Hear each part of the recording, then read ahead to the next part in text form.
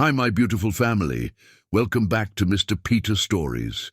Today, I want to start by sharing something very personal with you, because you are more than just an audience. You're my family.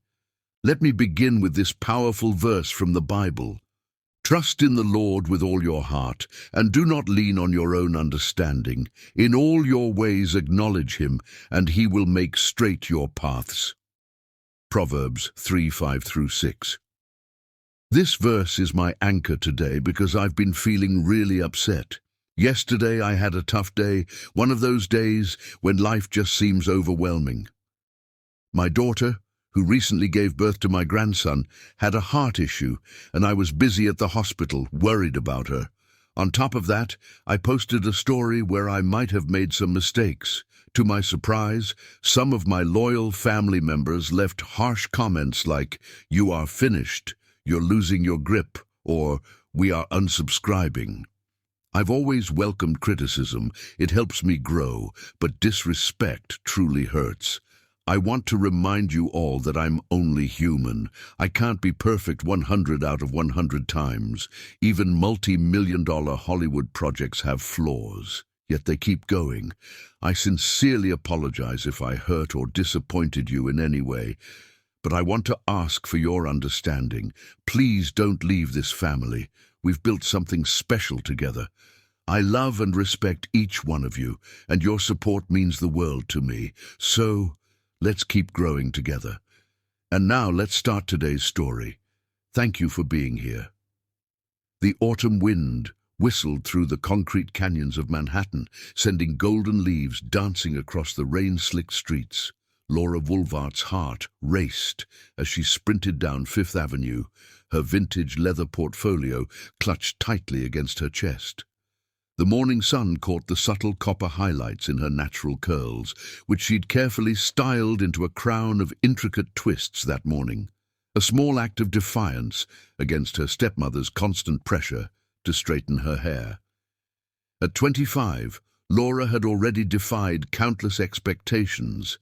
The Sterling Art Gallery loomed ahead, its limestone facade gleaming like a beacon.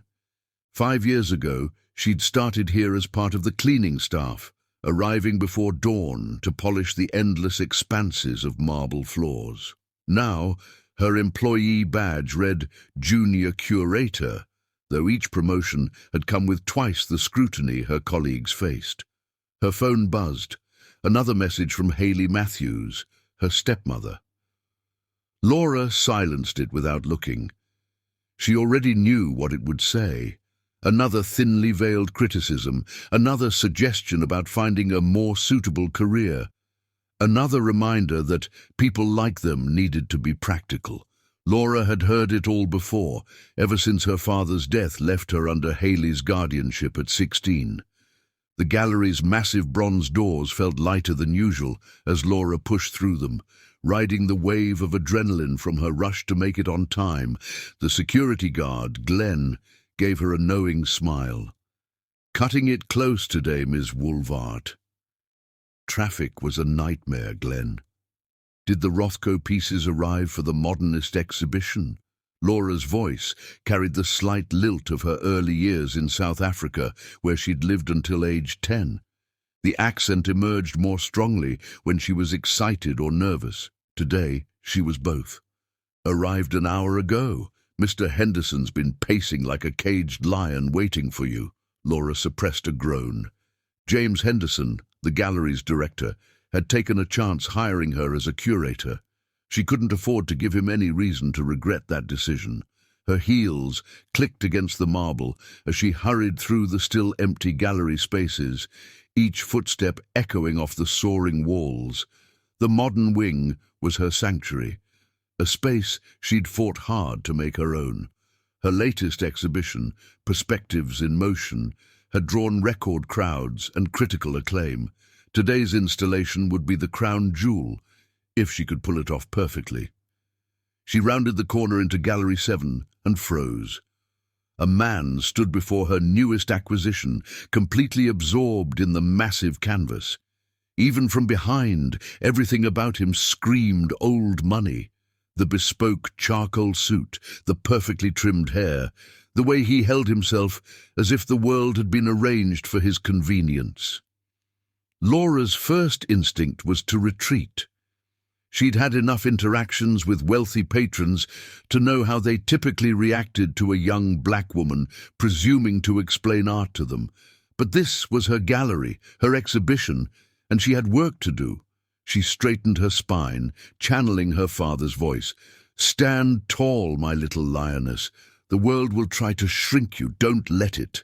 "Good morning," she called out, her voice clear and professional. "I'm afraid we're not open to the public for another hour."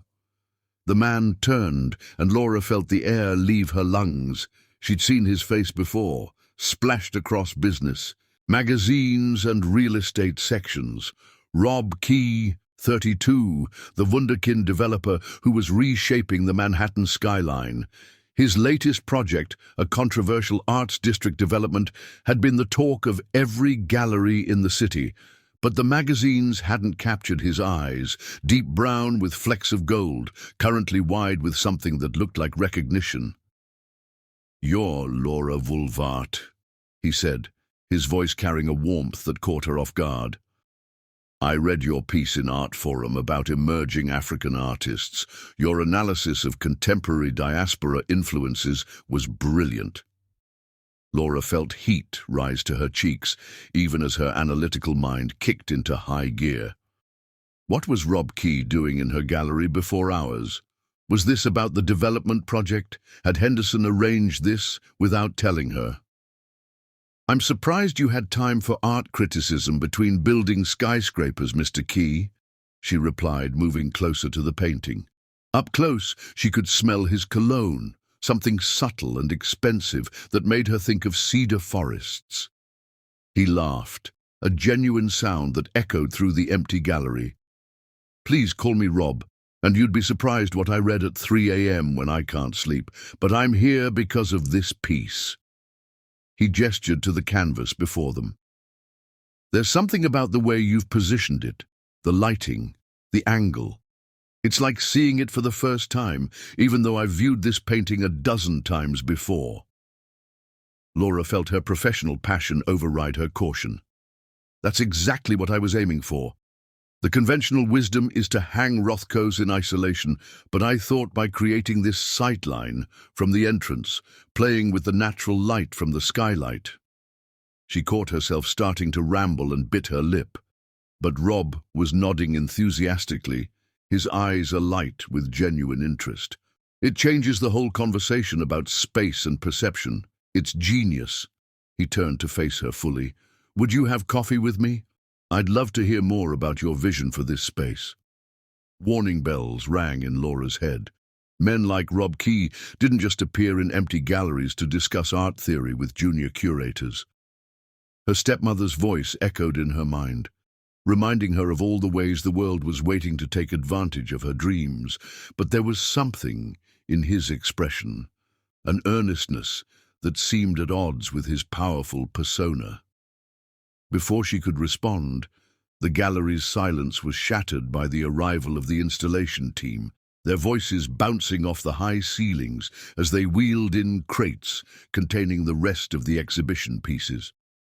"I have to oversee the installation," Laura said, already turning toward the commotion. "It's going to take all day." "Dinner then," Rob countered, pulling out a business card. "I know a quiet place in the village. No pressure, no agenda, just a conversation about art and architecture and whatever else comes up." Laura hesitated, then took the card. The heavy paper stock felt like it was burning her fingers. "I'll think about it. That's all I'm asking." He smiled, not the practiced smile she'd seen in his magazine photos, but something softer, almost shy. "I'll wait for your call." As he walked away, Laura stood rooted to the spot, his card still in her hand. The morning sun streamed through the skylight, catching the gold embossing on the card's surface. For a moment, she could have sworn she heard her father's laugh, the one he used to share with her mother in old photographs. before cancer took him and left her with only memories and a stepmother who saw her as a burden to be managed. Ms. Vulvat, one of the installation team members, called out, "Where do you want the Klein piece?" Laura tucked the card into her portfolio and turned back to her work, pushing thoughts of Rob Key to the back of her mind. She had a job to do, a reputation to maintain, a future to build. She couldn't afford distractions, no matter how intriguing they might be. But as she directed the placement of paintings and adjusted lighting levels, she found her thoughts drifting back to those gold-flecked eyes and the way they'd lit up when discussing her work. For the first time in years, she felt seen, not as a curiosity or a diversity hire or her stepmother's burden, but as herself. The card seemed to burn in her portfolio throughout the day, a promise and a warning all at once. By closing time, her fingers had memorized its edges, and she'd made her decision. Sometimes, destiny arrived in unexpected moments, wearing a bespoke suit and carrying art magazines at 3 a.m.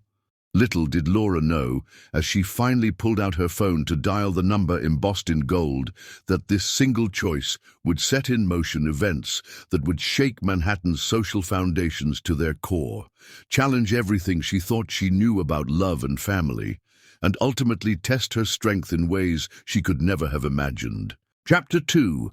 Blossoming Love. The lights of Manhattan twinkled like fallen stars as Laura stood before her closet, second-guessing her decision. 3 outfits lay discarded on her bed in her modest Brooklyn apartment, a space she'd decorated with carefully curated vintage finds and original works from emerging artists she'd discovered. Her phone buzzed with another text from her best friend Maya. "Girl, stop overthinking and go." She finally settled on a dress that honored both her heritage and her contemporary style, a modern cut in rich burgundy fabric, adorned with subtle geometric patterns inspired by African textiles. Her mother's delicate gold earrings completed the look, tiny sculptures that caught the light as she moved. The familiar weight of them gave her courage. Le Petit Jardin was unlike any restaurant Laura had ever entered. Tucked away in a historic village brownstone, its garden dining room felt like stepping into a secret world. Rob waited by the entrance, his usual power suit replaced by a cashmere sweater that made him look younger, more vulnerable somehow. "You look stunning," he said softly, his eyes taking in every detail of her appearance with genuine appreciation. No subtle double takes, no masked surprise, just pure admiration that made her cheeks warm. The maitre d' led them to a secluded table surrounded by climbing roses and twinkling lights. Laura noticed how Rob pulled out her chair without flourish, as if consideration was simply part of who he was, rather than a show he was putting on. "I have a confession to make," Rob said as they settled in. "I didn't just happen to be at the gallery that morning." He looked almost sheepish. "I'd read every article you'd written. I'd been following your curatorial work for months. That installation was just the excuse I needed to finally meet you." Laura's hand froze halfway to her water glass. "Why?" "Because you see the world differently. You're writing about art. It's not just analysis. You understand the soul of each piece, how it connects to the human experience. I've never encountered anyone who thinks the way you do." The conversation flowed like wine after that. They discussed everything from the renaissance of black contemporary artists in New York's gallery scene to Rob's secret passion for architectural preservation. Hours slipped by unnoticed as they debated, laughed, and shared stories. "My father was an architect in Cape Town," Laura found herself saying, surprising herself by sharing something so personal. "Before we moved here, he taught me to see beauty in unexpected places." She paused, touching her mother's earrings. "After we lost him, art became my way of keeping his perspective alive." Rob reached across the table, his fingers brushing hers. The touch sent electricity through her skin. "Tell me about him." And she did. She told him about Sunday mornings spent sketching buildings with her father, about his dream of designing spaces that brought communities together, about the way cancer had stolen him piece by piece until only memories remained. Rob listened with such intensity that Laura felt truly heard for the first time since her father's death. That first dinner turned into a whirlwind of encounters that defied the usual dating patterns of Manhattan's elite. Instead of charity galas and society events, Rob took her urban exploring, discovering hidden architectural gems in forgotten corners of the city. They spent one memorable afternoon sketching the ornate details of Grand Central's ceiling, lying flat on their backs on the terminal floor while commuters hurried around them. Laura introduced him to tiny gallery openings in converted warehouses where emerging artists pushed boundaries and sparked conversations. Rob absorbed everything with genuine curiosity, asking questions that showed he was truly engaging with the art rather than just trying to impress her. One rainy evening, after discovering a Byzantine-inspired mosque tucked away in an unexpected neighborhood, they found shelter in a tiny Ethiopian restaurant. Over injera and spicy stews, Rob spoke about his own father for the first time. He built his empire on luxury developments, Rob said, his voice tight. But he never understood that buildings are more than investment vehicles. They're part of the city's story, its soul. He met Laura's eyes. That's what I've been trying to change with my projects, even though it drives him crazy. I want to create spaces that bring people together, that preserve the heart of communities while helping them grow. Laura recognized the weight in his voice, the burden of carrying dreams that didn't align with family expectations. She reached across the table this time, taking his hand. They sat in understanding silence as the rain drummed against the windows. Their worlds began to merge in unexpected ways. Rob started showing up at her gallery events, engaging with artists and quietly purchasing works. From upcoming talents Laura championed. She found herself sketching ideas for community spaces that could be incorporated into his developments, her father's influence flowing through her pencil. But it wasn't all serious discussions about art and architecture. Rob had a playful side that emerged more with each passing day. He surprised her one evening by having the entire High Line cleared for a private midnight picnic, complete with a string quartet, playing contemporary arrangements of classic jazz pieces. "Dance with me," he whispered, pulling her to her feet as the musicians began a slow, haunting version of Coltrane's Naima. They swayed between carefully tended wildflowers, the city lights creating a private constellation around them. "I never expected this," Laura admitted, her head resting against his chest. "When I first saw you in that suit at the gallery, you thought I was another entitled developer coming to buy art as investment pieces?" Rob chuckled, the sound rumbling through his chest. "Something like that." She lifted her head to look at him. "I've never been so happy to be wrong." He kissed her then, soft and sweet and full of promise. The quartet pretended not to notice, diplomatically shifting to another Coltrane piece as the couple remained lost in their own world. Their relationship deepened with each passing week. Rob began leaving clothes at her apartment, designer suits looking strangely at home next to her vintage finds. Laura's toothbrush appeared in his penthouse bathroom, her favorite tea in his kitchen cabinet. They developed small rituals: Sunday morning sketching sessions, impromptu architectural tours, late-night discussions about art and life and dreams. But shadows lurked at the edges of their happiness.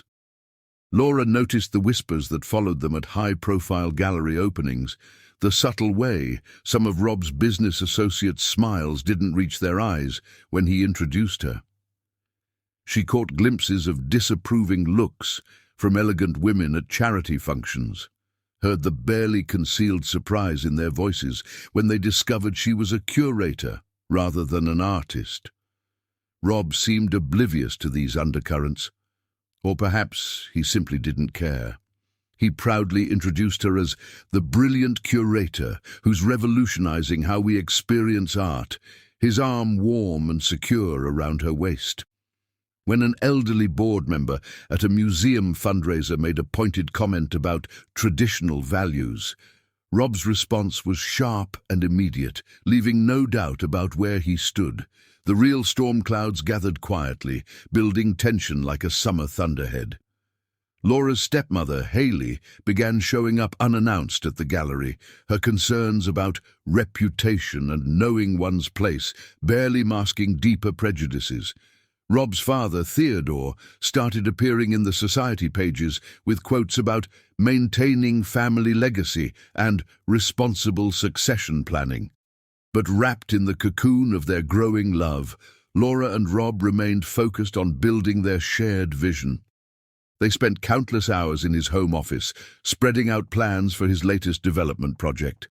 Laura's artistic eye and community-centered perspective helped reshape the designs into something truly revolutionary, a space that would preserve historic architecture while creating affordable studios for artists and community gathering spaces. One evening, as they stood on his penthouse balcony, watching the sunset paint the city in shades of gold and purple, Rob pulled Laura close. "I never knew love could feel like this," he whispered, wiping away the happy tears that had begun to fall from her eyes. "With you, every moment feels like the first time I'm truly seeing the world." Laura turned in his arms, reaching up to trace the line of his jaw. "My father used to say that love is like great architecture. It should be both beautiful and functional, designed to weather storms while lifting the spirit." "Smart man, your father." Rob smiled, but there was something serious in his eyes.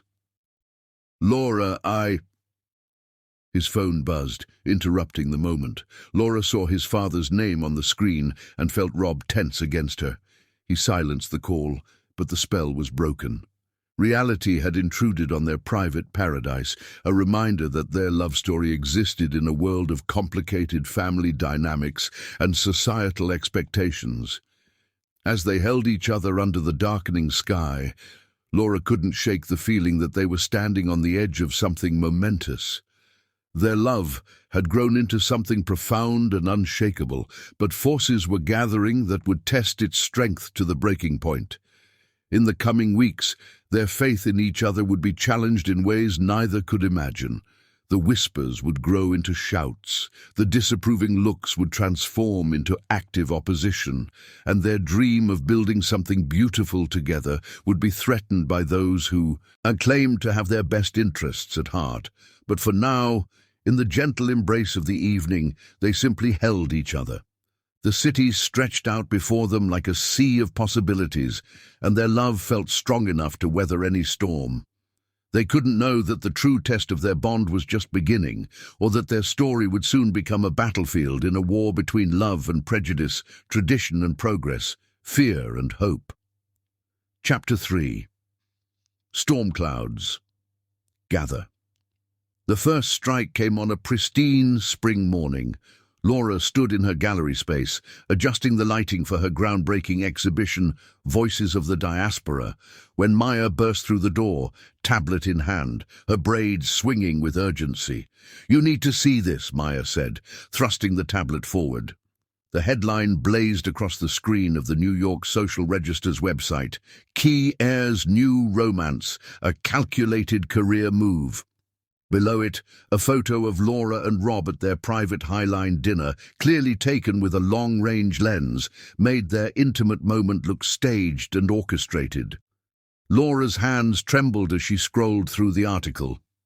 Anonymous sources claimed she'd orchestrated their meeting at the gallery, suggesting she'd used inside information about Rob's schedule to position herself in his path. Her curatorial achievements were dismissed as fortuitous timing, implying connections rather than talent had secured her position. Her phone buzzed. Haley Matthews calling for the third time that morning. Laura silenced it, But her stepmother's words from their last conversation echoed in her mind. Did you really think they'd accept you? That they'd let someone like you into their world without a fight? The gallery door opened again, this time admitting James Henderson, his usual composed demeanor fractured by concern. "Laura, my office, now!" It wasn't a request. The walk to Henderson's office felt like traversing a minefield. Staff members quickly looked away as she passed, their silence more damning than any words.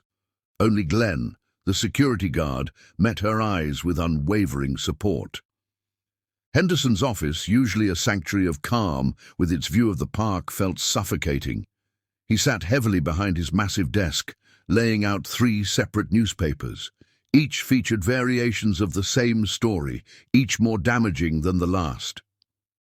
"The board is concerned," Henderson began, his voice carefully neutral. "Your relationship with Rob Key has brought attention to the gallery. Some of our more conservative donors are questioning the objectivity of your curatorial decisions." Laura's spine straightened. "My work speaks for itself. The attendance numbers for my exhibitions have been exceptional," Henderson cut in. "But perception matters in our world, Laura. You know this." He slid a document across the desk. "The board suggests a temporary leave of absence. Paid, of course. Just until this situation resolves itself." The paper blurred before her eyes. "You mean until I end things with Rob?" Henderson's silence was answer enough. Laura stood, her mother's earrings catching the light like tiny flames. "My exhibition opens in 3 days. I won't abandon it." "Laura, no." Her voice carried the strength of generations who'd faced down prejudice with dignity. "I've earned my place here. If the board wants me gone, they'll have to fire me and publicly explain why." She left Henderson's office with her head high, but her hands were shaking as she pulled out her phone. Rob answered on the first ring. "I already have my legal team preparing responses," he said before she could speak. "The articles are full of actionable libel. We can—" "Rob." Her voice broke slightly. "Your father's behind this, isn't he?" The pause told her everything. "He's at the penthouse now," Rob finally said. "Says he won't leave until we talk. Laura, none of this changes anything between us. I love you. I love you too." She took a deep breath. "Handle your father. I need to save my exhibition." The next 48 hours became a blur of battle strategies. While Rob confronted his father, Laura threw herself into perfecting every detail of her exhibition. She worked through the night, transforming the gallery space into a powerful statement about identity, heritage, and the right to exist in spaces that tried to exclude you. Maya brought her coffee and updates from social media, where the story was evolving. Some of New York's younger art critics had begun pushing back against the hit pieces, highlighting Laura's innovative curatorial work and questioning the timing of the attacks. The morning of the exhibition's preview, Laura arrived early to find Theodore Key waiting outside the gallery. His bespoke suit and carefully maintained silver hair radiated authority, but Laura saw past the facade to the desperation in his eyes. "Ms. Woolvart," he began smoothly, "I believe we got off on the wrong foot. Perhaps we could discuss this situation like reasonable people?" Laura met his gaze steadily. "Reasonable people don't plant false stories or try to destroy careers, Mr. Key. Everything I've done has been to protect my son." His mask slipped slightly, showing a flash of anger. "Rob's position comes with responsibilities, expectations.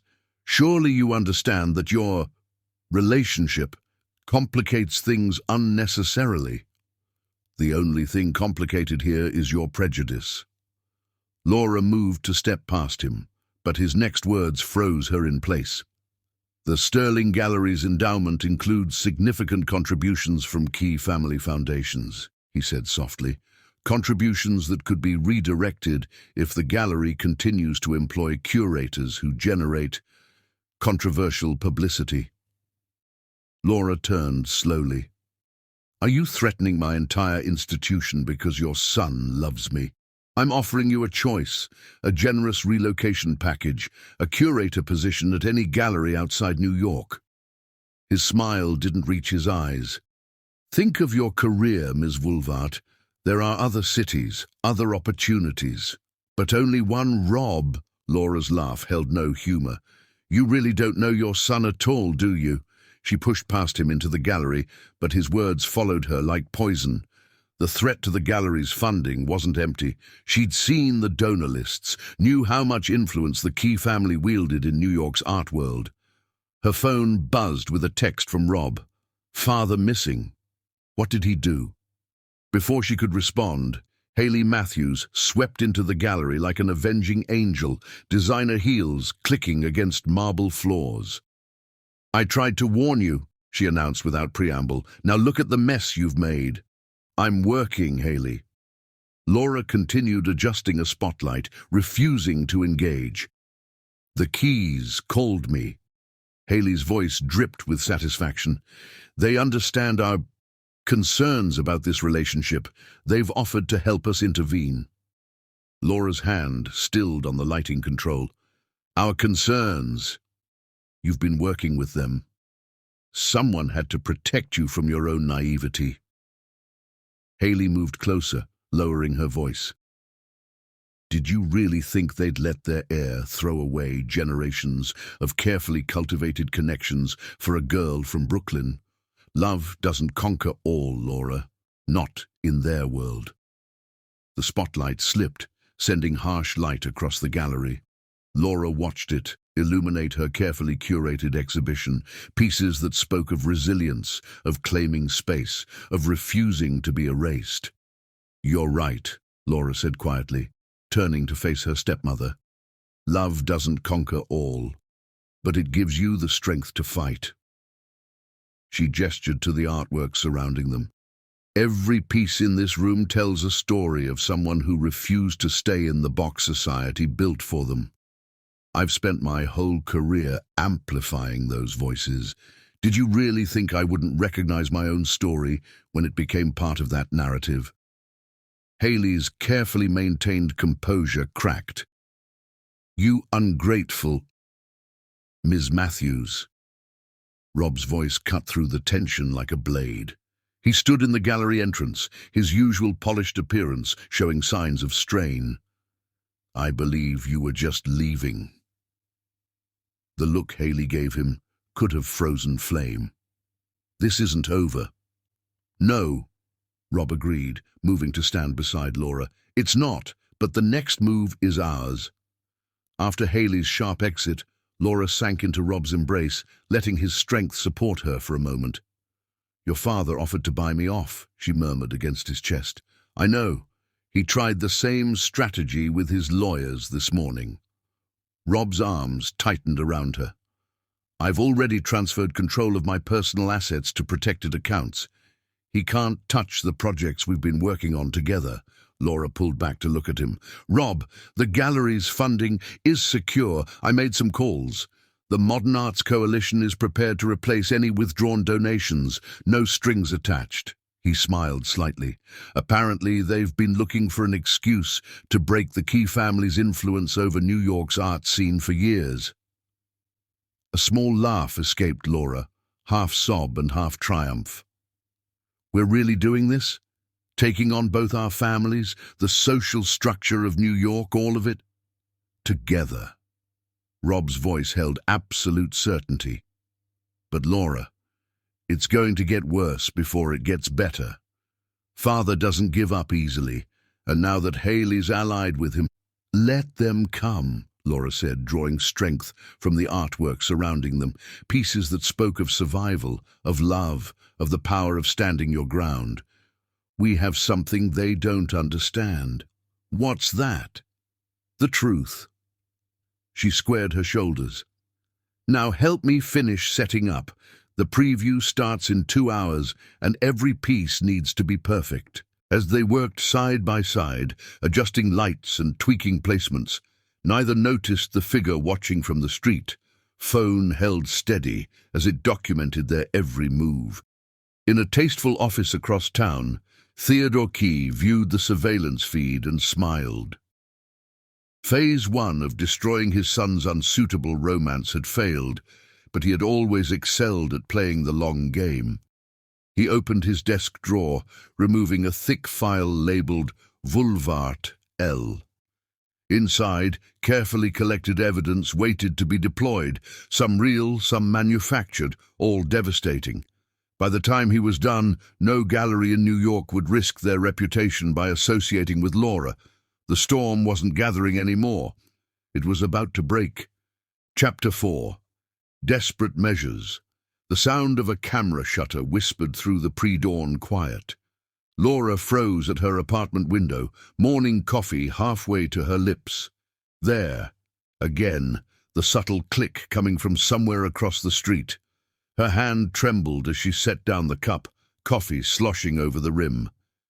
3 weeks had passed since Theodore Key's failed attempt to buy her silence. Each day brought new invasions, each one calculated to erode her sense of security. The psychological warfare was as precise as it was relentless. She pulled out her phone to text Rob, then stopped. Last week, they'd discovered their phones had been compromised. Intimate conversations recorded, private messages intercepted. Now they communicated through burner phones, changing numbers frequently, like characters in a spy thriller, except this was terrifyingly real. Maya arrived unannounced, her usual vibrant energy subdued. "Found another one," she said without preamble, holding up a tiny surveillance device she'd discovered hidden in Laura's gallery office. "They're getting more sophisticated. This one could pick up conversations from 30 feet away." Laura sank onto her vintage sofa, the weight of constant surveillance pressing down like a physical force. "I keep thinking I see Theodore's private investigators everywhere," she admitted. "At the coffee shop, on the subway, outside my building. Am I getting paranoid?" "It's not paranoia if they're really watching," Maya replied grimly. She pulled out her brother's latest security scan results. "They've hacked your home Wi-Fi, your work email, even your smart TV. They're trying to map every aspect of your life." The psychological toll was becoming visible. Laura's hands shook slightly as she reviewed gallery documents. She startled at unexpected sounds, checked every room for cameras before changing clothes. Even her dreams were invaded by the sensation of being watched. Rob noticed her flinch when he touched her shoulder at the gallery that afternoon. "Laura," he said softly, "talk to me. Please." She turned into his embrace, finally letting tears fall. "I feel like I'm losing myself," she whispered. "Every move I make, every word I speak, it's all being recorded, analyzed, used against us. I can't even wear my mother's earrings anymore because I'm afraid they've hidden a microphone in my jewelry box." His arms tightened around her. "We'll move you into the penthouse. The security team—" "Already found 3 of their devices in your building's lobby," Laura interrupted. "Your father's people are always one step ahead." That evening, reviewing security footage with Detective Chen, they discovered how deep the surveillance went. Theodore's team had created a detailed map of Laura's routines, her relationships, her vulnerabilities. They knew when she got her coffee, which dry cleaner she used, even which paintings she lingered in front of during gallery walks. "This is more than just harassment," Chen observed, studying the patterns. "They're building a profile, looking for pressure points. The psychological impact of knowing you're being watched is just phase 1. Laura's nightmares grew more vivid. She dreamed of eyes in the walls, of cameras sprouting like deadly flowers, of Theodore Key's voice whispering through hidden speakers about knowing her place. She woke, gasping, sheets tangled around her legs, the night pressing in with suffocating weight. Rob found her one morning at 3 a.m., standing in her gallery space, surrounded by the art she'd curated, pieces about resistance, about claiming space, about refusing to be erased. "I won't let them make me invisible," she said as he approached. "They're trying to shrink my world, make me doubt myself, make me afraid to take up space. But this—" She gestured to the artwork around them. "This is who I am. They can watch every move I make, but they can't take my voice." Her defiance sparked something in Rob. The next day, he launched a counter-offensive, hiring ethical hackers to trace the surveillance back to its source. They discovered a network of shell companies, all leading back to key enterprises. "Father's getting sloppy," Rob noted, reviewing the evidence. "He's so focused on controlling the narrative that he's leaving traces." But Theodore's team adapted quickly. The direct surveillance was replaced by more insidious methods. Laura discovered her gallery interns had been paid to report her conversations. Society friends suddenly cancelled plans, their excuses hollow. Even her favorite coffee shop owner started watching her with wary eyes. "They're trying to isolate you," Maya realized. "Make you feel like there's nowhere safe, no one you can trust." The pressure began affecting Laura's work. Her hands shook as she hung paintings, wondering if each client was another of Theodore's spies.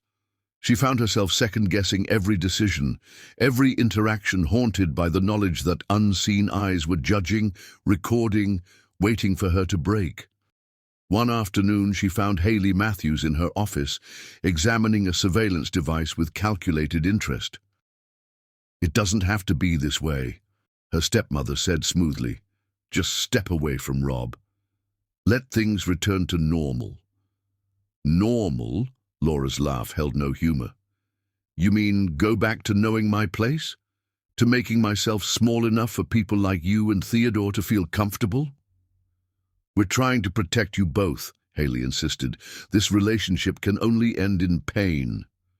"No," Laura replied, her voice finding new strength. "You're trying to protect your own power, your own prejudices. But here's what you don't understand. Every camera you hide, every phone you tap, every person you turn against us just proves how afraid you are of what our love represents." That night, in Rob's penthouse, they made a discovery that changed everything. Hidden in his father's private server, they found evidence that the surveillance wasn't just about control, it was preparation for something worse. "They're building a case," Detective Chen confirmed, reviewing the files. "Creating a narrative about obsession, manipulation, unstable behavior. They're setting up a scenario where if something happens to you, Laura, Rob becomes the prime suspect." The realization hit like a physical blow. Theodore wasn't just trying to break them apart. He was creating a framework for something far more sinister. The surveillance wasn't just invasion, it was ammunition. Laura stood at the penthouse windows, looking out at the city that had become both home and battleground. The weight of being watched had changed her, but not in the way Theodore intended. Instead of breaking her, it had forged her into something stronger. "We need to be ready," she said, turning to Rob and Chen. "Whatever they're planning, it's coming soon, and when it does—" A quiet beep interrupted her. Maya's brother, monitoring the penthouse's security systems, sent an urgent alert. New devices had been detected, more sophisticated than anything they'd seen before. The watchers were closing in. Laura touched her mother's earrings, drawing strength from generations of women who had refused to be silenced. "Let them watch," she said finally. "Let them see exactly who we are and what we're capable of." But even as she spoke, shadows moved in the building across the street. Camera lenses glinted in the darkness. And somewhere, Theodore Key reviewed surveillance footage, planning his next move in a game where the stakes were not just love, but survival itself. Chapter 5. The Disappearance. The April rain fell in crystalline sheets across Manhattan, transforming the city lights into watercolor smears. Laura stood at the penthouse windows, her reflection ghost-like against the storm beyond. 3 weeks had passed since the confrontation with Theodore and Hayley. 3 weeks of uneasy peace that felt more like the eye of a hurricane than actual respite. "The security team's changing shifts," Rob said from behind her, wrapping his arms around her waist. "Thomas will be downstairs until morning. Try to get some sleep." Laura leaned back against him, taking comfort in his solid presence. "I need to finish the catalogue notes for next month's exhibition. The printer's deadline can wait until tomorrow." Rob pressed a kiss to her temple. "You've been working non-stop." He was right. Since moving into the penthouse, Laura had thrown herself into her work with almost frantic intensity, as if proving her professional worth could somehow justify the chaos their love had unleashed. The Sterling Gallery board had backed down from their threats after Rob's counterattack, but Laura felt the weight of their scrutiny in every decision, every installation choice. "1 more hour," she promised, turning to kiss him properly. "Go to bed, I'll join you soon." Rob studied her face for a moment, concern evident in his eyes. "1 hour," he agreed finally. "Then I'm coming back to carry you to bed if necessary." Laura watched him disappear down the hallway toward their bedroom, love and gratitude welling in her chest. Despite everything, the threats, the surveillance, the constant pressure, Rob's support had never wavered. Turning back to her laptop, Laura immersed herself in the exhibition catalogue. The show, featuring emerging artists exploring themes of identity and resistance, felt personally relevant in ways she hadn't anticipated when planning it months ago.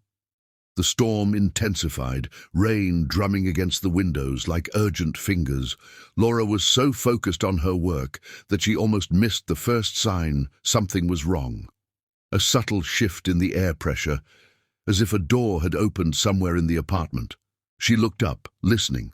The penthouse was silent except for the rain and the distant hum of the city. Still, something felt off. Laura saved her work and stood, moving quietly toward the hallway. "Rob," she called softly. No answer. The security panel by the elevator showed all systems normal, but Laura's skin prickled with unease. She pulled out her phone, finger hovering over the security team's number. The blow came from behind, quick and precise. Laura felt a sharp sting in her neck as she tried to turn, tried to scream. The phone slipped from suddenly nerveless fingers as darkness crowded the edges of her vision. Her last conscious thought was of Rob, sleeping peacefully down the hall, unaware that their enemies had finally made their move. Rob woke to silence. No laptop keys clicking, no quiet humming as Laura worked. He checked the time. 2:47 a.m. She should have come to bed nearly 2 hours ago. "Laura?" He padded into the living room, expecting to find her asleep over her laptop, as had happened before. Instead, he found an empty room, her computer closed and dark. The first tendril of fear curled through his gut. He checked the bathroom, the kitchen, the small home office they shared. Nothing. No note, no sign of where she'd gone. He was reaching for his phone when he saw it. A single, golden earring on the floor near the elevator. One of the pair that had belonged to Laura's mother, that she wore every day, like armor. Rob's hands shook as he picked it up. The security panel showed no alerts, no unauthorized access. But when he tried to call down to the lobby, there was no answer. His phone showed no service, the Wi-Fi was down, and the landline was dead. Rob ran for the stairs, taking them 2 at a time down 60 flights. He found Thomas, the night security guard, slumped unconscious in the lobby. The security cameras were dark, their memory cards missing. What followed was a nightmare of police interviews and desperate searches. Laura had vanished completely, leaving behind only her mother's earring and 1,000 unanswered questions. The police, initially skeptical, became more interested when they learned of the previous surveillance and harassment. Detective Rose, a veteran of the Major Crimes Unit, took particular interest in the case. The level of sophistication involved here is remarkable, she told Rob as they reviewed security footage from neighboring buildings. They knew exactly how to disable your systems, how to avoid leaving traces. This wasn't random. Rob barely heard her. He was focused on the last image of Laura, captured on camera, standing at the penthouse window, her silhouette haloed by city lights. Had she sensed what was coming? Had she been afraid in those final moments? Haley Matthews arrived at the police station in a show of concern that fooled no one. "This is terrible," she declared, dabbing at dry eyes with a monogrammed handkerchief. "I warned her that the art world could be dangerous, all those late nights alone at the gallery." "My father," Rob interrupted, voice raw with fury. "Where is he?" "Theodore Key is currently in London for business meetings," Detective Chen reported. "We've confirmed his arrival there 2 days ago. That doesn't mean anything. He has resources, connections. Mr. Key." Chen's voice was gentle but firm. "We're pursuing all possibilities, but right now we need to focus on any enemies Ms. Woolvart might have made through her work. Former artists she rejected, collectors she might have offended." Rob wanted to scream. They were wasting time chasing false leads while Theodore's real plan unfolded. He was sure his father was behind this, the precision of the operation, the complete communication blackout, the way all evidence had been carefully eliminated. Maya arrived like an avenging angel, bringing Laura's personal files and a determination that matched Rob's own. "The gallery," she said immediately. "We need to check her office." Laura kept a private journal in her desk, one she never digitized because she was worried about surveillance. They found the office door unlocked, papers scattered across the floor as if someone had searched it in a hurry. The journal was gone, but Maya's sharp eyes caught something else, a tiny SD card taped under Laura's desk drawer. Rob's hands trembled as they viewed its contents on Maya's laptop. Video files, dozens of them, showing Laura being followed over the past month. Photos of meetings between Theodore Key and unknown men. Audio recordings of phone calls discussing removal and containment. "She was gathering evidence," Maya whispered, "building a case against them. And they found out." Rob's voice was hollow. "This is my fault. I pushed too hard with the corporate blackmail, made him desperate." "No." Maya gripped his arm. "This is on them, and we're going to find her." But as days stretched into weeks, hope began to fade. The police investigation stalled, running into dead ends and mysterious roadblocks. Theodore Key returned from London, expressing appropriate concern while subtly suggesting that Laura might have engineered her own disappearance for publicity. Rob threw himself into the search, hiring private investigators and offering rewards that made headlines. He called in every favor, leveraged every connection, but it was like Laura had vanished into thin air. The art world buzzed with theories and speculation. Some suggested Laura had cracked under the pressure of her position and fled. Others whispered about darker possibilities, revenge from rejected artists, jealous collectors, even organized crime connections. Only Rob, Maya, and a handful of others knew the truth, that somewhere out there Laura was being held against her will, a pawn in Theodore Key's ruthless game of control and power. In a secure room far from Manhattan, Laura herself was slowly regaining consciousness. The drug they'd used had left her disoriented, but her mind was finally clearing. She found herself in a luxuriously appointed bedroom, comfortable but with windows that wouldn't open and doors that locked from the outside. On the bedside table, she found a note in Theodore Key's elegant handwriting. "This is for your own good and Robert's. Cooperate, and this will all be over soon." Laura touched her bare earlobe where her mother's earring should have been, feeling its absence like a physical pain. But as she explored her prison, testing doors and studying sightlines, her fear began to transform into something else, a cold, calculated anger. They thought they could break her, use her as leverage to control Rob. They didn't understand that surviving Haley's subtle cruelties had taught her patience, that building her career despite constant prejudice had given her steel beneath her grace. Most importantly, they didn't know about the tiny tracker she'd sewn into her jacket's lining weeks ago after first suspecting she was being followed. A tracker whose twin was hidden in Rob's office, waiting to be discovered. Laura sat on the edge of the too-soft bed, closed her eyes, and began to plan. They wanted her to be a victim, a cautionary tale about knowing her place. Instead, she would become something far more dangerous. A woman with nothing left to lose and everything to fight for. In his Manhattan penthouse, Rob stared at Laura's laptop, now examined and re-examined for clues. He didn't notice the small package that had been slipped under his door, containing a single sheet of paper with coordinates and a message in Laura's distinctive handwriting: "Trust no one. Find the tracker. Hurry." The game wasn't over. It was merely entering its most dangerous phase. Chapter 6. Trial and Tribulation.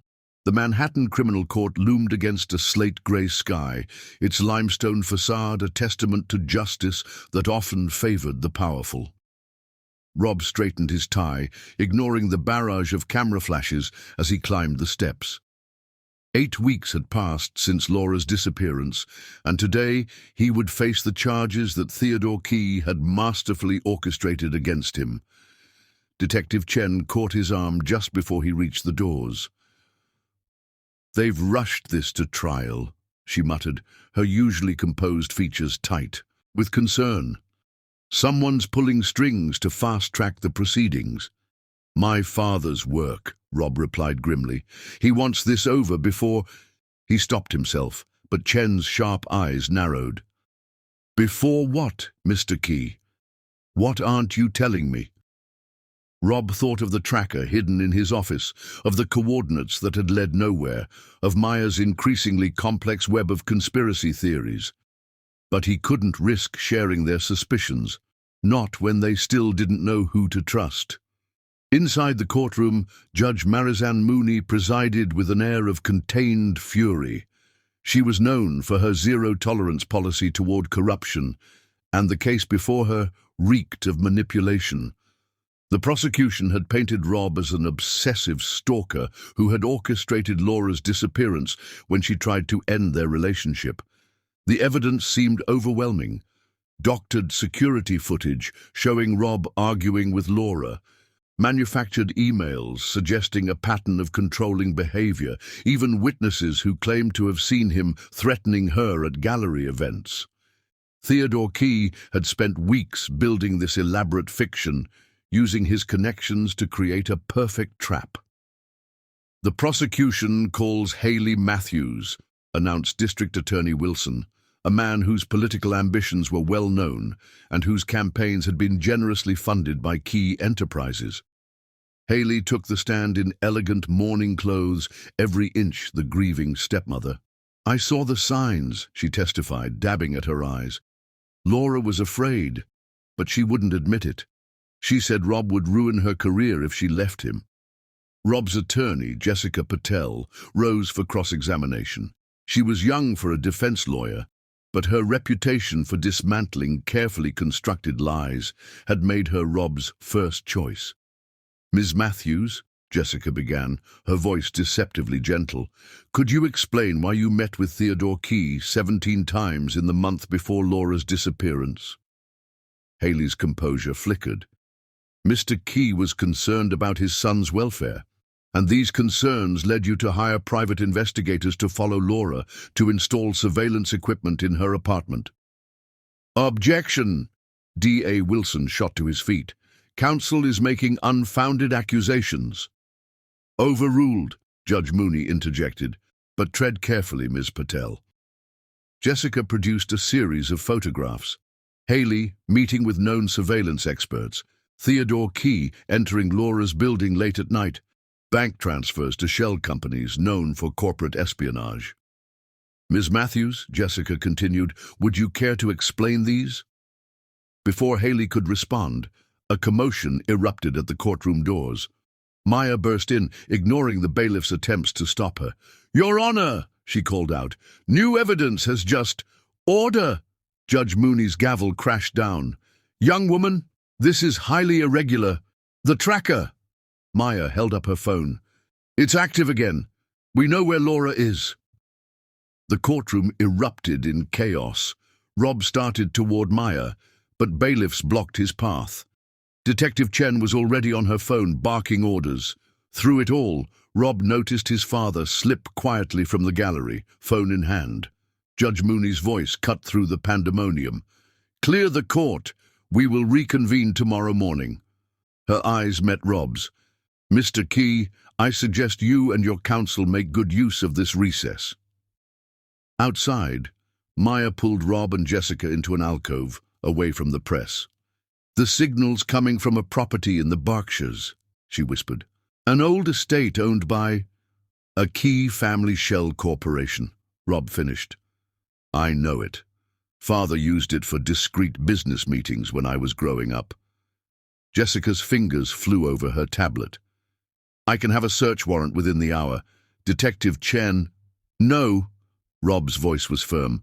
"We do this carefully. Father will have contingencies in place. One wrong move and Laura could disappear again, or worse." They gathered in Rob's penthouse, now swept clean of surveillance devices. Detective Chen brought in a trusted team, and Maya's brother provided technical support. Together, they began planning a rescue operation that had to succeed on the first try. "The estate has extensive security," Rob explained, pulling up blueprints he'd had Maya hack from his father's private server. "Guards, cameras, motion sensors. Father used it to house sensitive corporate assets." "And now he's housing a person," Chen said grimly. "That changes the legal dynamic significantly." As they strategized into the night, Rob couldn't shake the memory of Haley's testimony. Something about her performance had seemed off, not just rehearsed, but almost reluctant. Was it possible she was having doubts about her role in this scheme? His phone buzzed with a text from an unknown number. "Greenhouse. Midnight. Come alone or she dies." Attached was a photo of Laura, clearly taken recently, reading a book in what looked like an upscale prison. Rob's hands shook as he showed the message to the others. "It's a trap," Chen said immediately. "They're trying to lure you out." "Of course it's a trap," Rob agreed. "But it's also an opportunity. They don't know we've traced the tracker. They don't know how much evidence we've gathered." Jessica was already drafting emergency motions. "If we can prove they're holding Laura against her will, everything else falls apart. The criminal charges, the character assassination, all of it." "I'm going to the greenhouse," Rob announced, "but not alone and not unprepared." The plan came together quickly. While Rob appeared to follow the kidnapper's instructions, Chen's team would move on the Berkshire's estate. Maya's brother would hack the security systems, using Theodore's own corporate passwords against him, and Jessica would prepare to return to court with evidence that would destroy the prosecution's case. At 11:30, Rob stepped into the elaborate greenhouse attached to his father's Manhattan mansion. The space had been his mother's pride and joy before her death, and Theodore had maintained it as a shrine to her memory. Now it would become the setting for a different kind of remembrance. "I knew you'd come." Theodore Key stepped from behind a massive orchid display. "You always were predictably sentimental." "Where is she?" Rob demanded. "Safe, comfortable, which is more than she deserves after how she's corrupted you." Theodore moved closer, his expensive shoes clicking against the greenhouse tiles. "This ends tonight, Robert. You'll sign over your voting shares, resign your position, and allow yourself to be checked into a private facility for exhaustion. In return, Laura will be released unharmed, somewhere far from New York. And if I refuse, then the woman you love disappears forever, and you spend the next decade in prison for her murder." Theodore's smile was cold. "I've arranged everything. The evidence, the witnesses, Even the judge who'll handle the eventual appeal. You taught me that, son. Always be thorough.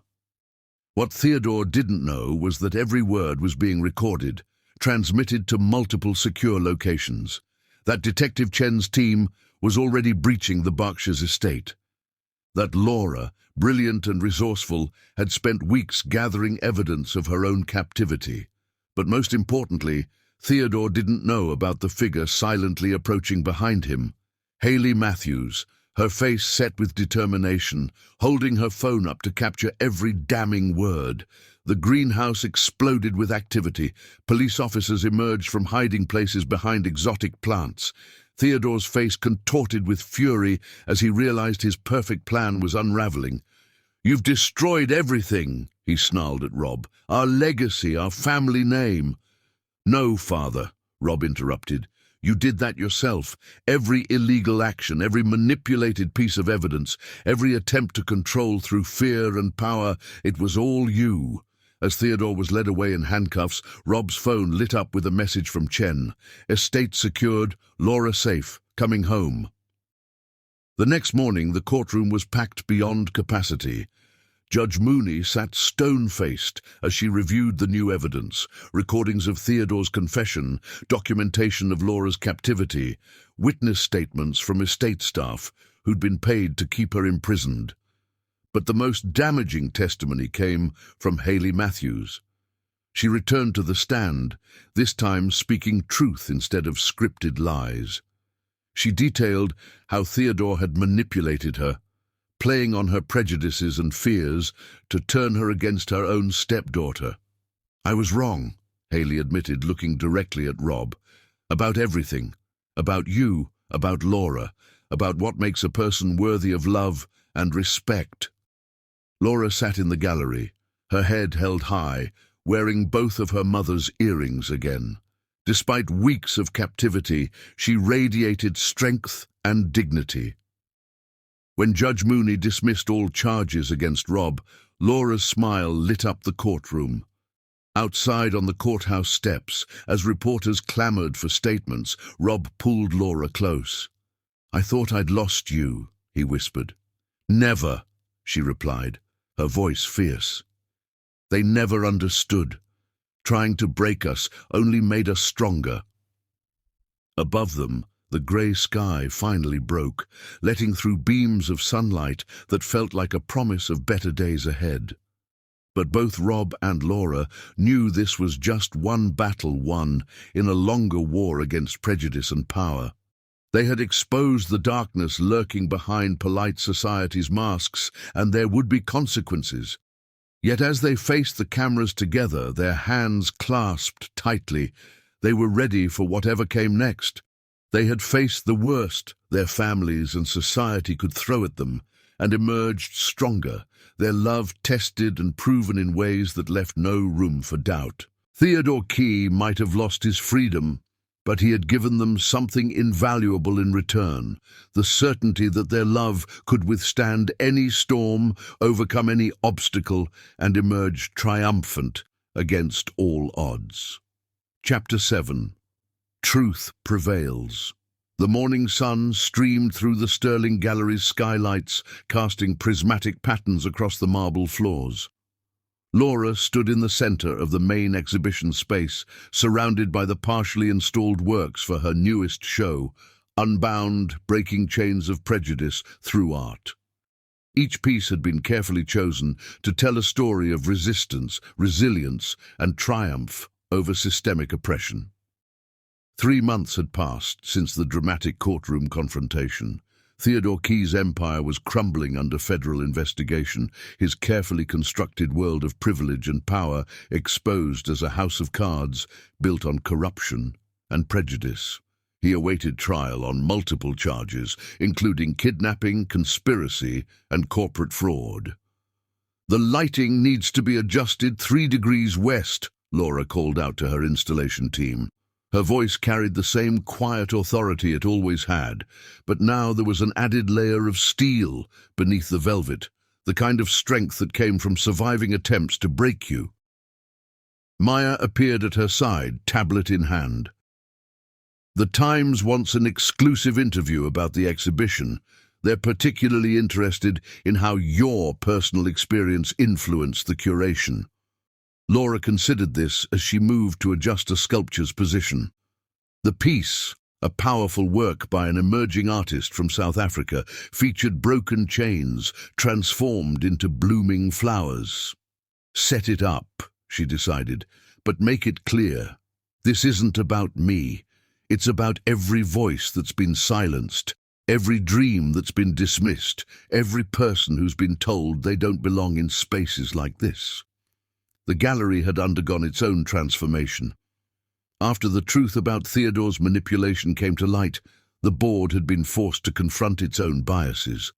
Laura's position was not only secured, but elevated. She was now the youngest executive curator in the gallery's history. More importantly, she had used her new influence to implement programs supporting diverse artists and creating pathways for underrepresented voices in the art world. Her phone buzzed with a message from Rob. "Meeting with the foundation board running long. Save me." Laura smiled, remembering the day they'd conceived the Key Woolvart Foundation. It had been a week after the trial, sitting in their penthouse, surrounded by press clippings and court documents. Rather than try to bury the painful story, they had decided to transform it into something powerful. "Can't save you," she texted back, "but I'll make it worth your while when you finish. Dinner at that Ethiopian place you love?" The reply was immediate.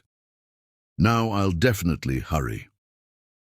As she slipped her phone away, Laura caught sight of a familiar figure hovering near the gallery entrance. Hayley Matthews stood uncertainly in her designer suit, looking both elegant and somehow diminished. Their relationship had been complicated since the trial. Hayley's testimony had helped expose Theodore's schemes, but years of subtle cruelty and dismissal couldn't be erased by one moment of truth. They were trying, though. Awkward lunches, careful conversations, small steps toward understanding. "The new installation looks powerful," Hayley said as Laura approached. She gestured to a photograph series depicting various hands breaking through barriers. "These remind me of you. That day in court, when you walked in." "Why are you here, Hayley?" Laura kept her voice gentle but firm. Hayley's perfectly manicured hands twisted together. "I've been doing a lot of thinking, a lot of learning. The Foundation's educational programs about systemic bias and privilege, I've been attending them, anonymously at first, but—" She took a deep breath. "I want to help. Really help, not just make grand gestures. I thought maybe I could volunteer with the youth art program." Laura studied her stepmother's face, looking for any trace of the old condescension or manipulation. Instead, she saw something new, genuine humility and a desire to change. "The program requires a 6-month commitment," Laura said finally. 2 evenings a week, working with kids who've never been inside a gallery before. Kids who might remind you of all the things you used to fear and judge. "I know." Hayley met her gaze steadily. "I'm ready to do the work." Before Laura could respond, Rob's voice rang out across the gallery. "Sorry I'm late." The board finally agreed to expand the scholarship program and— He stopped short at the sight of Hayley. Despite her testimony helping to free him, their interactions had been minimal. "Ms. Matthews was just volunteering for the youth program," Laura explained, watching Rob's expression carefully. Understanding flickered across his features. Rob had shown her, through months of loving support, that people could surprise you, not just with their capacity for cruelty, but with their potential for growth. "We could use the help," he said simply, "especially with the new satellite program opening in Brooklyn." The tension eased slightly. Hayley dabbed at her eyes with a monogrammed handkerchief, careful not to smudge her makeup. "Thank you, both of you. I know I haven't earned your trust yet, but—" "Trust is built through actions," Laura said, echoing words her father had once told her. "Day by day, choice by choice." The moment was interrupted by Maya rushing over with urgent news. "You need to see this," she said, thrusting her tablet forward. On the screen, a breaking news alert announced that Theodore Key had agreed to a plea deal. In exchange for a reduced sentence, he would provide evidence of widespread corruption in New York's real estate and art worlds. "He's trying to drag everyone down with him," Rob said grimly. "No," Laura corrected, taking his hand. "He's finally telling the truth, even if it's for the wrong reasons. That matters." They gathered in Rob's office later that evening, along with Maya and Detective Chen, who had become a close friend through their ordeal. The Ethiopian restaurant would have to wait. They had work to do. "Theodore's plea deal will expose dozens of corrupt players," Chen explained, spreading files across Rob's desk. "Gallery owners who laundered money through art sales, developers who bribed officials for permits, board members who traded favors and influence. The old guard is falling," Maya added, her eyes bright with possibility. "This is our chance to rebuild these institutions from the ground up." Laura moved to the window, watching the city lights flicker to life as dusk settled over Manhattan. The view reminded her of that first night in the penthouse, when she'd stood in almost this exact spot, unaware of the storms gathering around them. But she was different now. They all were. The trials they'd faced had stripped away pretenses, forced confrontations with uncomfortable truths, and ultimately revealed the possibility of transformation. "We'll need to protect the foundation," Rob said, coming to stand beside her. "Make sure none of the fallout touches the programs we've built." "And the gallery," Haley added softly from her corner. "The youth programs, the emerging artist initiatives. They're too important to lose." Laura turned to face the room. These people who had played such different roles in her story. Maya, her unwavering supporter. Chen, who had never stopped seeking truth. Haley, struggling toward redemption. And Rob, whose love had remained constant through every storm. "Then we get to work," she declared. "We use this moment to create real change, not just in galleries and boardrooms, but in the ways people think and act and judge." Rob squeezed her hand, understanding as always. "Together." "Together," Laura affirmed, touching her mother's earrings for luck. "And this time, we're not fighting against something. We're fighting for something. That makes all the difference." As they began planning their response to Theodore's revelations, Laura felt a sense of purpose stronger than any fear or doubt. They had survived attempts to break them through force, and now they would face the subtler challenges of creating lasting change. The sun had fully set over Manhattan, but the city glowed with possibility. In galleries and offices, classrooms and studios, people were creating, learning, growing. And in this room, a small group of people who had been transformed by love and truth were planning a revolution, not with weapons or violence, but with art and education and unwavering hope. The old world of privilege and prejudice was crumbling. Something new and beautiful would rise in its place, built on foundations of truth, justice, and the unshakable power of love that refuses to be bound by society's chains. Chapter 8. Justice and Redemption. The federal courthouse buzzed with tension as Theodore Key was led in for sentencing. 6 months of investigations had uncovered a web of corruption that reached into every corner of New York's elite society. Today, the man who had once ruled that society through fear and influence would learn his fate. Laura sat in the gallery between Rob and Maya, her back straight, her expression composed. She wore a tailored suit in deep purple, a color of royalty and power, with her mother's earrings catching the light.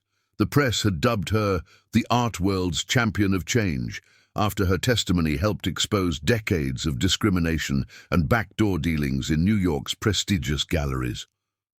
"All rise," the bailiff called as Judge Mooney entered. She had specifically requested to handle Theodore's sentencing, having seen firsthand how his actions had nearly destroyed 2 young lives. Theodore stood at the defendant's table, his expensive suit hanging oddly loose on his frame. 6 months in custody while awaiting sentencing had stripped away his aura of invincibility. His eyes, when they briefly met Rob's, held something new, uncertainty, perhaps even regret. "Mr. Key," Judge Mooney began, her voice carrying clearly through the hushed courtroom, "your plea agreement has indeed provided valuable assistance to ongoing investigations. However, the severity of your crimes cannot be overlooked." She detailed the charges: kidnapping, conspiracy, wire fraud, obstruction of justice, and more. Each count represented another thread in the tapestry of privilege and prejudice Theodore had woven throughout his life. "Beyond the legal violations," Mooney continued, "your actions revealed a deeper moral corruption. You attempted to destroy 2 promising young people simply because their love didn't fit your narrow view of acceptability." Laura felt Rob's hand tighten around hers as his father received his sentence. 6 months already served, plus 5 years in a minimum security facility. The relatively light sentence reflected his cooperation, but the judgment in Mooney's voice made it clear that his real punishment would be living with the consequences of his actions. As Theodore was led away, he paused. "Robert," he called softly. "Ms. Woolvart, I... For once words seemed to fail the great Theodore Key. "Save it for your rehabilitation program, Father," Rob replied, his voice controlled but not cruel. "Show your remorse through actions, not words." Outside the courthouse, reporters clamored for statements. Laura stepped forward, her voice clear and strong. "Today isn't about revenge or punishment. It's about accountability and the possibility of change. The Key Woolvart Foundation will continue its work, creating opportunities for those who have been systematically excluded from spaces of power and influence." The foundation had indeed flourished in the wake of Theodore's revelations. As corrupt networks crumbled, new pathways opened. Laura and Rob had leveraged the moment to implement real change: scholarship programs, mentorship initiatives, and funding for diverse artists and entrepreneurs. Back at the Sterling Gallery, Laura found Haley in the Education Center, helping a group of young artists prepare for their first exhibition. Her stepmother had surprised everyone with her dedication to the youth program, gradually transforming from a society matron into a passionate advocate for arts education. "How did it go?" Haley asked quietly, after ensuring her students were absorbed in their work. 5 years, Laura replied, with conditions about continuing to cooperate with ongoing investigations. Haley nodded, her eyes distant. "I keep thinking about all the times I could have chosen differently. All the moments I let fear and prejudice guide my actions instead of love." "The past shapes us," Laura said, watching a young girl carefully apply paint to canvas, her face intense with concentration. "But it doesn't have to define us." The gallery itself stood as testament to that truth. Under Laura's leadership, it had transformed from an exclusive bastion of traditional power into a vibrant space for diverse voices and perspectives. The current exhibition, Breaking Chains, featured artists from backgrounds that would have been systematically excluded just a year ago. That evening, Laura and Rob hosted a small gathering in their penthouse. Maya was there with her new girlfriend, a brilliant curator from London. Detective Chen arrived with news about ongoing investigations. Even Henderson, the gallery director who had once suggested Laura take a leave of absence, attended with his wife. As conversations flowed and connections formed, Laura found herself on the balcony, gazing at the city lights. Rob joined her, wrapping his arms around her waist, just as he had that fateful night before her kidnapping. "Penny for your thoughts," he murmured against her hair. "I was thinking about legacy," Laura replied. "Not the kind your father tried to preserve, but the kind we're building. Every young artist who sees themselves represented in a major gallery. Every student who realizes their dreams, aren't limited by their background. That's a legacy worth fighting for. Rob turned her to face him. And speaking of fighting for things that matter, he dropped to one knee, producing a ring that combined traditional elegance with contemporary design. Laura Vulvart, will you marry me? Laura's laugh was bright with joy and unshed tears. You really want to make headlines again? I want to spend my life building something beautiful with you, Rob answered seriously. Whatever storms come, we face them together. Yes, Laura said simply, pulling him to his feet and into a kiss that promised forever. Their guests erupted in cheers, Maya's whistle particularly piercing. But Laura and Rob remained lost in their moment, the city lights creating a private constellation around them.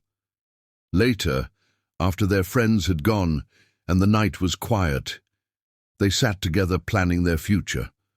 Not just their wedding, but their ongoing work, new programs for the foundation, expanded initiatives for the gallery, ways to ensure that their story helped create lasting change. We should invite him, Laura said suddenly. Who? Your father. To the wedding. She met Rob's surprised look steadily. Not because he deserves it, but because we're building a world where love triumphs over hate. We should live that truth, even when it's difficult. Rob was quiet for a long moment. You're remarkable, you know that? I know, Laura smiled, touching her mother's earrings. And so are you. We've turned our trials into triumph, our pain into purpose. That's what real power looks like. The night deepened around them, but neither moved to turn on more lights. They sat together in the gentle darkness, planning their wedding, their future, their shared mission to create change. Outside their windows, Manhattan glittered like a sea of possibilities. Their love story had become more than just a romance. It was a catalyst for transformation, a testament to the power of standing firm in one's truth. They had faced down prejudice and corruption, not just surviving but emerging stronger, ready to help others break free from society's chains. As they finally prepared for bed, Laura paused by the window. The city that had once seemed so hostile to their love now felt full of promise. They had changed it, and it had changed them, and somewhere in that transformation, they had found their true purpose. Ready? Rob called from the bedroom. Ready, Laura answered, turning away from the view. They had work to do tomorrow, and the day after, and for all the days to come, but they would do it together. Their love a beacon, lighting the way toward a more just and beautiful world. Chapter 9. Hearts Heal. The Sterling Gallery hummed with quiet energy as Laura finalized the installation for her most personal exhibition yet, Healing Hearts, Art as Transformation. The show would feature works created through collaboration between youth program participants and reformed executives from their foundation's rehabilitation initiative, including several pieces guided by Theodore Key during his time in prison. She stood before a particularly powerful installation, a massive wall of broken mirrors, each shard carefully reconstructed to form a new image. When viewed from different angles, the piece transformed from showing chains and barriers to revealing bridges and open doors. The artist, a 16-year-old girl from Brooklyn, had worked alongside a former corporate lawyer who'd been implicated in Theodore's corrupt dealings. It's about perspective, the young artist had explained during installation. How the same pieces can create prison walls or pathways to freedom, depending on how you choose to arrange them. Rob found Laura lost in contemplation before the piece. Just got off the phone with Father's counselor, he said softly, wrapping his arms around her waist.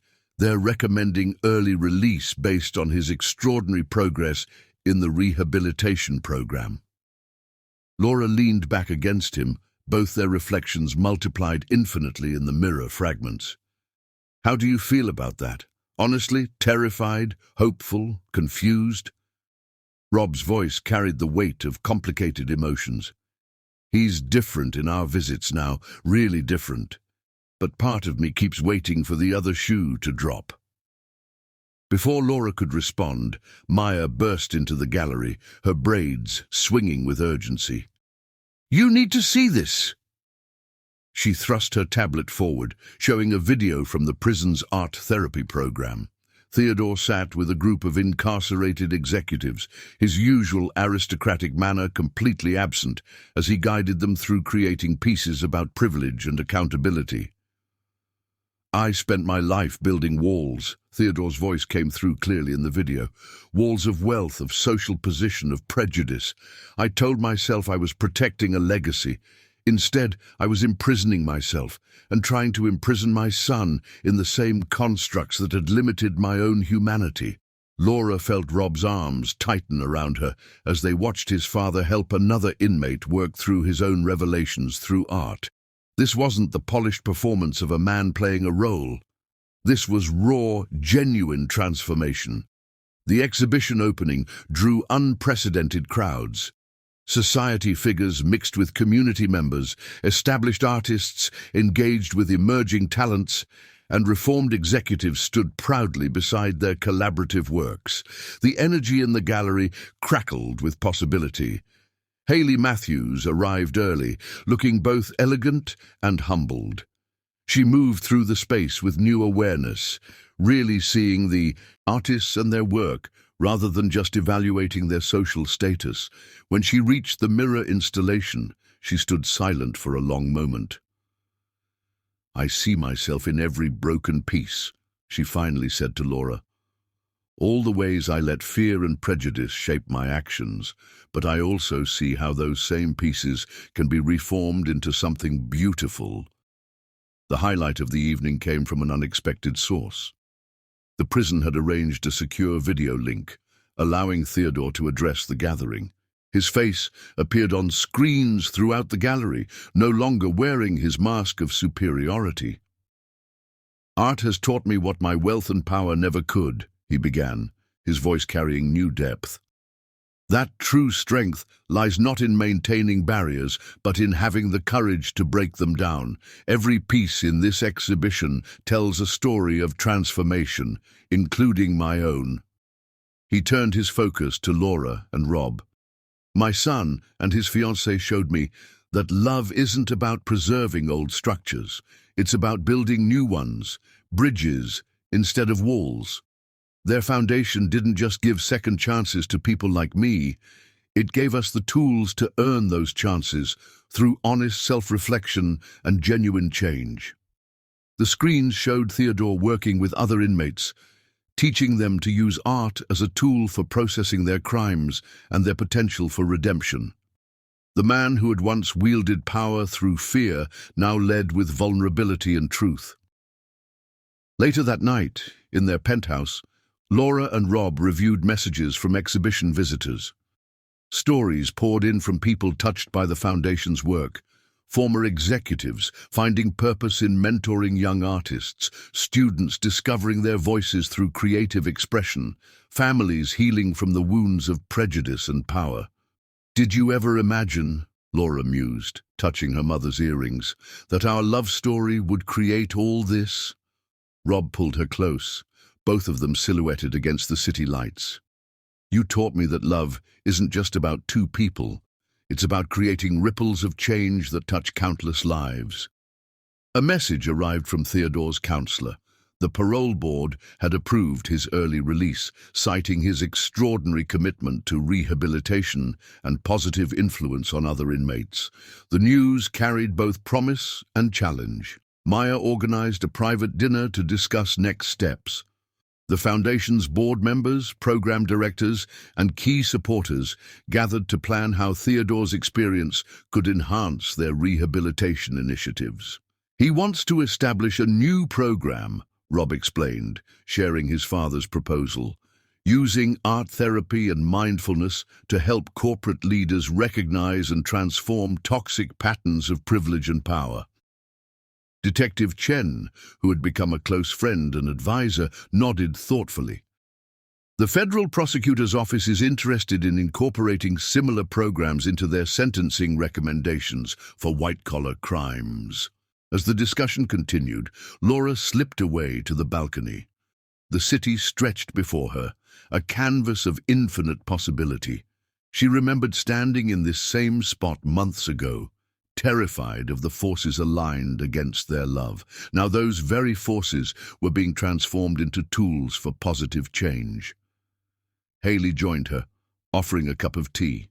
They stood in comfortable silence. Their relationship evolved from antagonism to cautious hope. The youth program students want to create something special for the wedding, Haley finally said. A collaborative piece about love's power to transform lives. They've asked Theodore to contribute from prison, said his story helps them believe in the possibility of real change. Laura felt tears prick her eyes, thinking of how far they'd all come. Her father had always told her that love was the most powerful force for transformation, but she'd never fully understood until now. Rob appeared in the doorway, his face bright with excitement. Father's counselor just sent his latest artwork. You need to see this.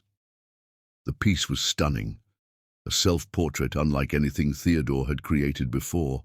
It showed him not as the powerful figure he'd once been, but as a man in process, his form emerging from broken chains, reaching toward light.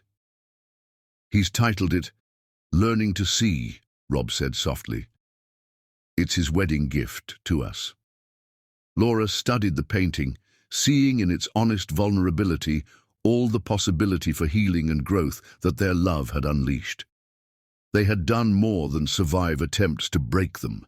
They had transformed those very attempts into opportunities for profound change. The city lights sparkled like stars as they planned the next phase of their work. Their wedding would be more than a celebration of their love. It would be a testament to love's power to heal hearts, break chains, and create new worlds of possibility. "Ready?" Rob asked, pulling Laura close as their guests began to leave. "For whatever comes next." "Always," she replied, touching her mother's earrings. "Together we can transform anything." And in that moment, surrounded by the evidence of hearts healed and lives changed, they knew that their love story had become something greater than themselves. A beacon of hope showing that with courage, commitment, and unwavering love, even the deepest wounds could heal, and the strongest chains could be transformed into bridges of understanding. Chapter 10. Forgiveness Blooms. The autumn air held a crisp promise as Laura stood before the gates of the Federal Correctional Facility. 6 months had passed since their visit with the wedding invitation, and today Theodore Key would walk free. The man who had once tried to destroy her relationship with Rob was about to begin his own journey of transformation. She wore a tailored ivory pantsuit that complemented her deep brown skin, a deliberate choice to show how far they'd all come from the days when Theodore had seen her only as a threat to his family's social standing. Her mother's earrings caught the morning light, reminding her of all the strength she carried within. Rob paced nearby, his usual corporate calm fractured by nervous energy. "He's changed," he muttered, more to himself than Laura. "The counselors say he's done incredible work in the rehabilitation program. But still, he's your father," Laura finished gently. "And this is real now, not just plans and promises made through prison visiting glass." The gates opened with a mechanical hum. Theodore emerged, carrying a single box of possessions. His designer suits and carefully maintained appearance had been replaced by simple clothing and humility. He stopped short at the sight of them, clearly not expecting both to be there. "I thought," he began, then seemed to gather himself. "I didn't expect you to come, Laura." "Family shows up," she replied simply. The word hung in the air between them, heavy with meaning. The drive back to Manhattan was quiet, filled with the weight of unspoken thoughts. They had arranged temporary housing for Theodore through the Foundation's rehabilitation program, a modest apartment where he could begin rebuilding his life under careful supervision. "The Foundation board meets tomorrow," Rob said as they navigated through traffic. "They're expecting you to present your ideas for the Corporate Reformation Initiative." Theodore nodded. his hands clasped tightly in his lap. "I've been refining the proposal, using my experience, my understanding of how power corrupts to help others recognize and change their patterns of behavior." Laura watched him in the rearview mirror, noting how he spoke without his former aristocratic affect. Prison had stripped away more than his physical freedom. It had forced him to confront the artificial constructs of privilege he'd hidden behind. At the apartment, Theodore paused before entering. Before we go any further, I need to say something." He turned to face them fully. "The words, 'I'm sorry,' feel inadequate for what I did. The hatred I carried, the pain I caused, I can never fully make amends, but I want you both to know that every day, every moment since I realized the truth of my actions, I've been working to become someone worthy of the chance you're giving me." Laura felt Rob tense beside her, decades of complicated emotions surging beneath the surface. She squeezed his hand, offering silent support. "Show us," Rob said finally. "Not with words, but with actions. That's what matters now." The next few weeks were a study in careful rebuilding.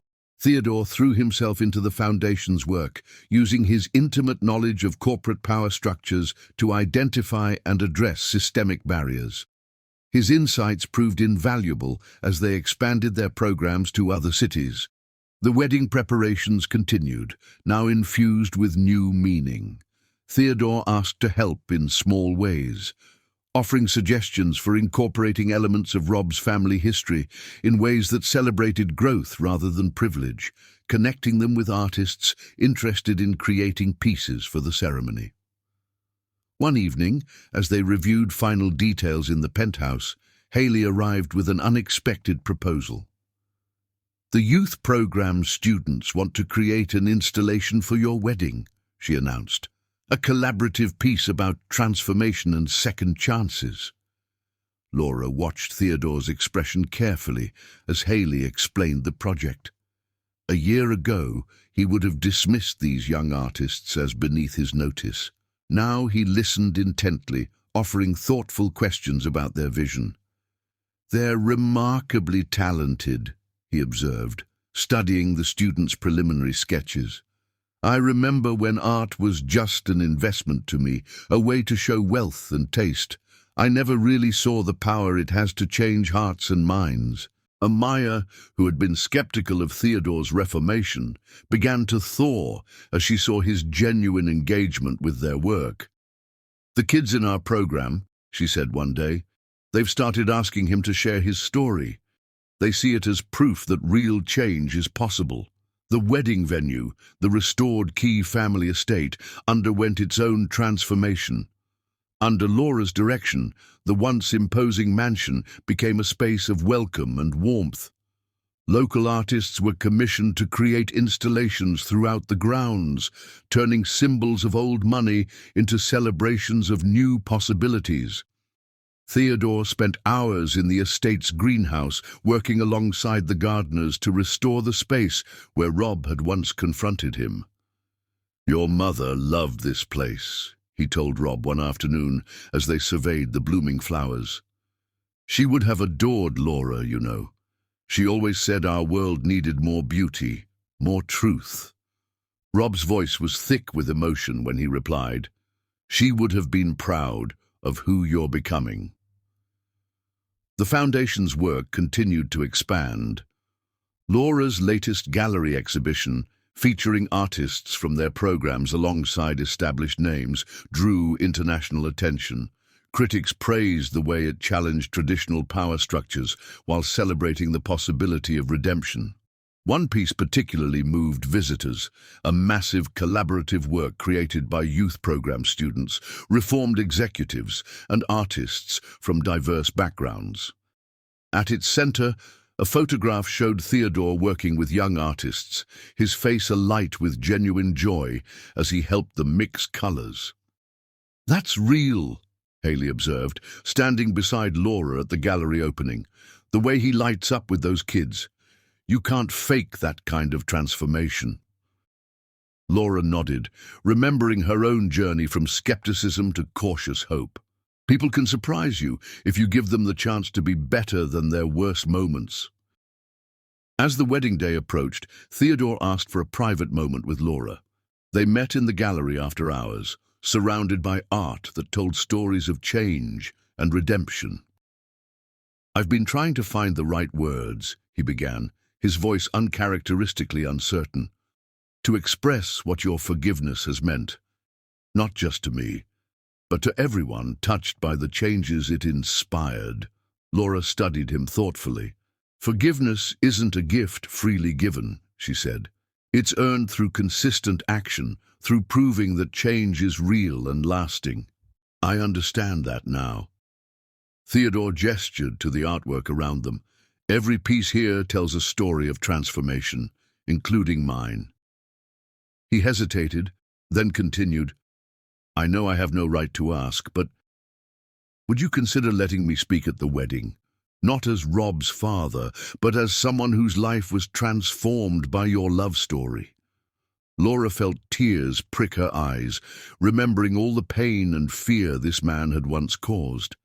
But she also saw the truth of his change, the genuine effort he had made to become someone better. "Yes," she said simply, "because your story is part of ours now, the hard parts and the healing." The next day, as they worked on final wedding preparations, Rob found Laura in their penthouse office. She was reviewing photographs for a special exhibition, images documenting their journey from that first meeting in the gallery to the present moment. "You've given my father something priceless," Rob said softly, wrapping his arms around her. "The chance to become someone he can be proud of." Laura leaned back against him, watching the sun set over Manhattan. "We all deserve that chance," she replied. "To grow beyond our past, to create something beautiful from pain." Their love had done more than survive attempts to break it. It had become a catalyst for transformation, touching lives far beyond their own. As they stood together, watching darkness give way to city lights, they knew their wedding would celebrate not just their union, but the power of love to change hearts and heal wounds. Theodore's voice drifted up from the garden below, where he was helping youth program students set up their installation. His laugh, once sharp with superiority, now carried genuine warmth. Laura smiled, touching her mother's earrings. "Ready for the next chapter?" Rob murmured against her hair. "With you?" "Always." Laura turned in his arms, her heart full of the future they would build together. "Our love broke chains I didn't even know I carried. Now we get to help others break free too."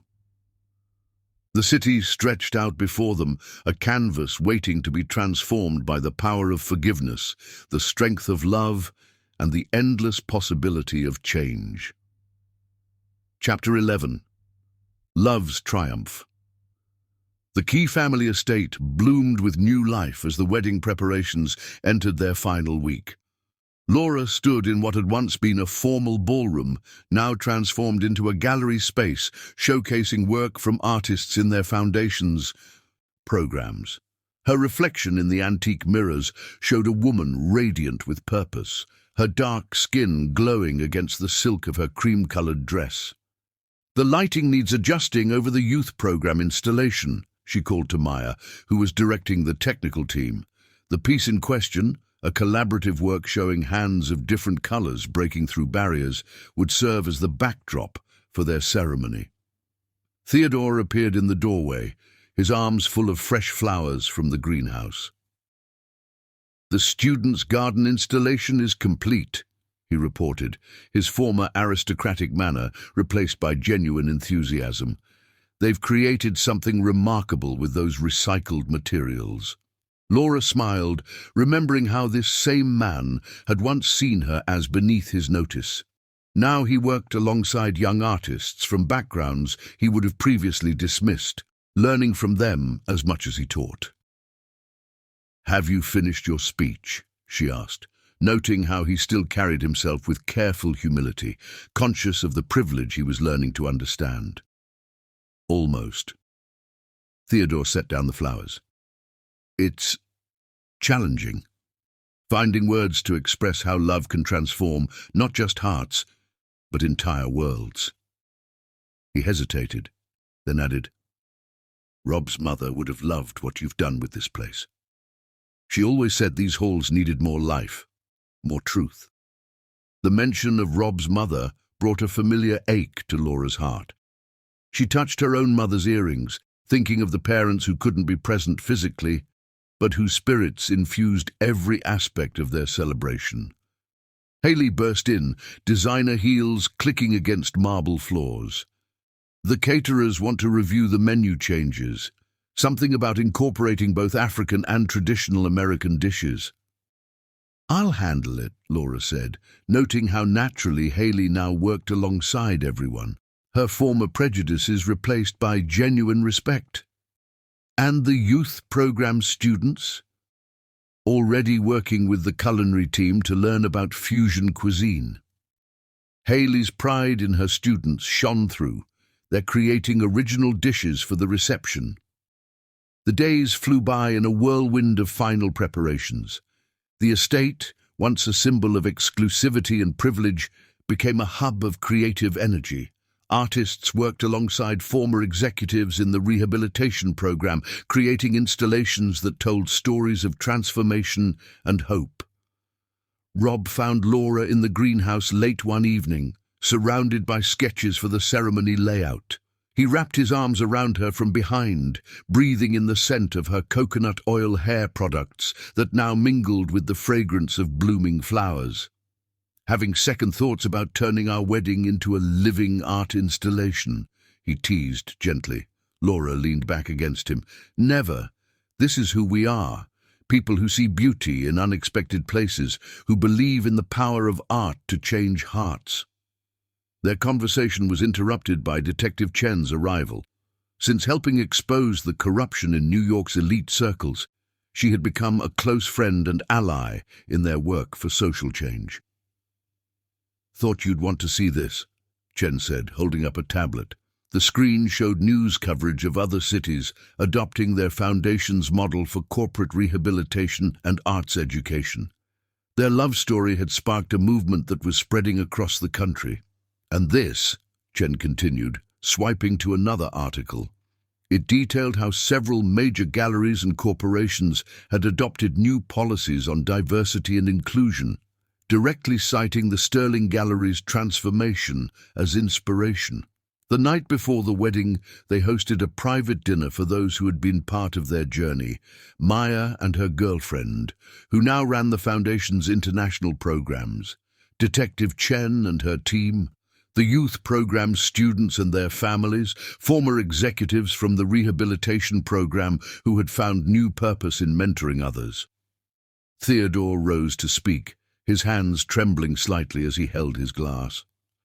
A year ago, I thought I knew what legacy meant, he began. I thought it was about preserving power, maintaining control. My son and Laura taught me that true legacy is about creating change that lifts others up. He turned to face the young artists from the program. You showed me what real strength looks like, the courage to create despite obstacles, to speak truth through art, to believe in possibility. My greatest privilege now is learning from you. Haley spoke next, her usual polish softened by genuine emotion. Laura, when your father married me, I was too blind to see the gift I was being given. A daughter whose strength and vision would change not just my life, but countless others. The evening continued with stories shared, bridges built, and new connections forged. Laura watched it all from Rob's arms, marveling at how their love had created this space, where barriers of race, class, and privilege dissolved in the face of shared humanity. Later, in their penthouse, Rob held Laura as they looked out over the city lights. Remember that first night in the gallery? He asked. When you caught me staring at that installation?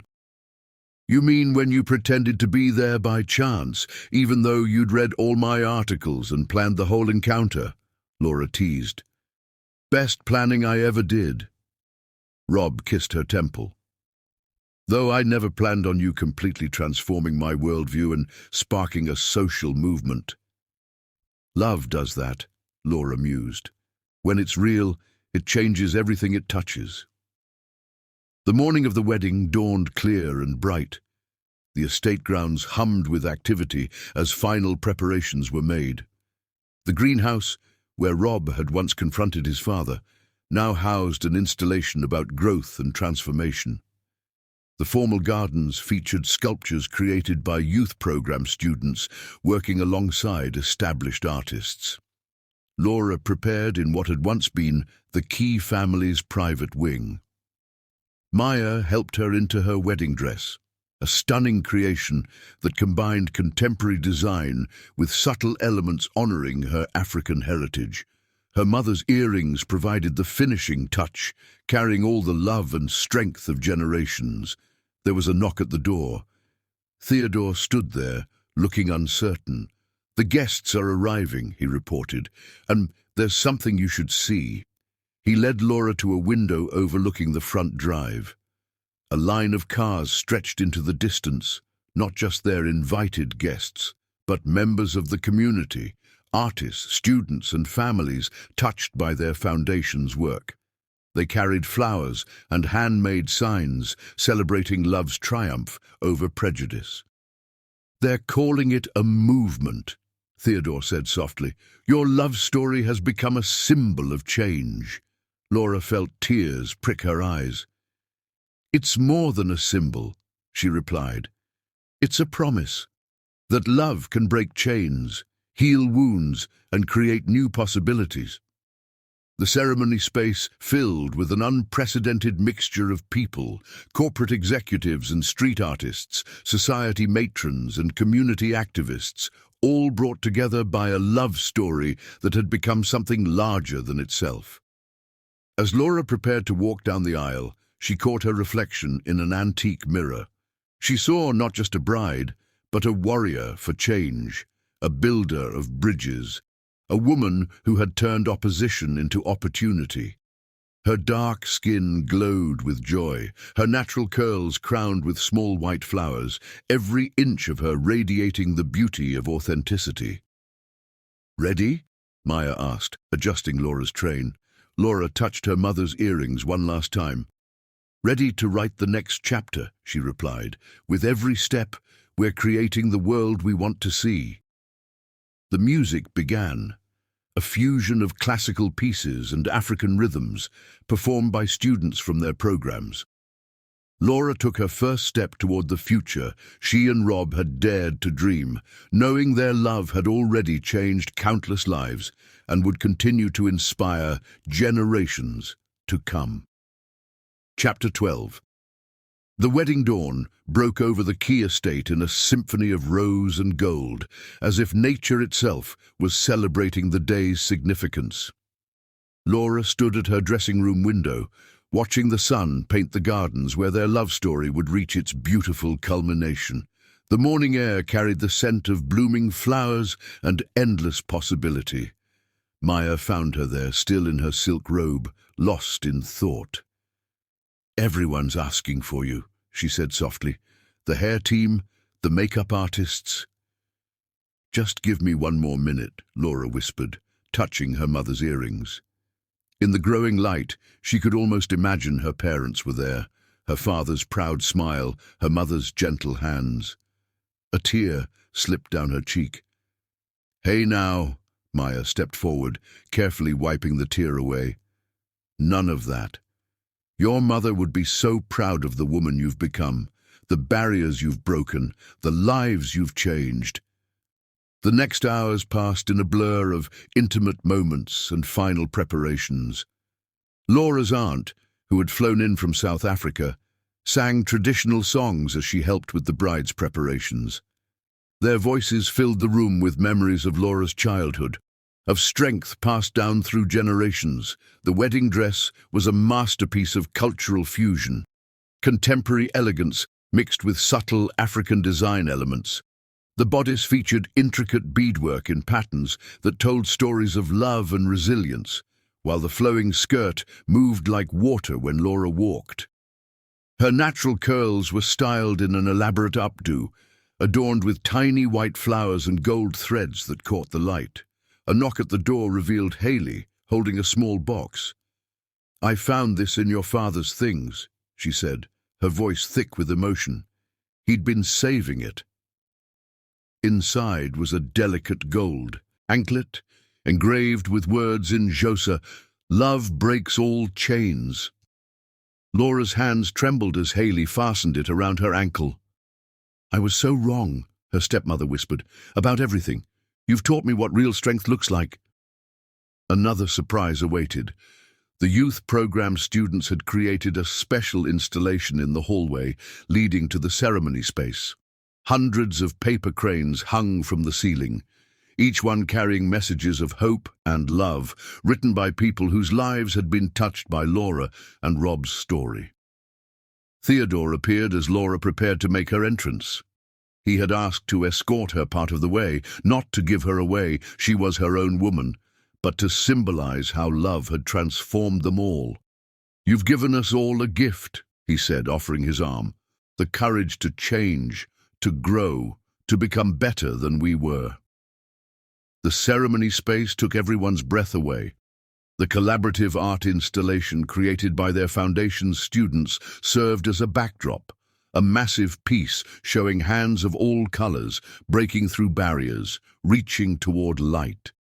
The greenhouse's climbing roses had been encouraged to create natural arches, while African textile patterns were projected in subtle light designs across the floor.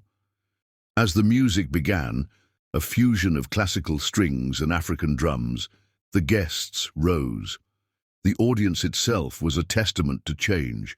Corporate executives seated beside community activists, gallery owners next to emerging artists, society matrons alongside students from their programs. Love had dissolved the barriers that once seemed insurmountable. Rob waited at the altar, his eyes filling with tears as he saw Laura.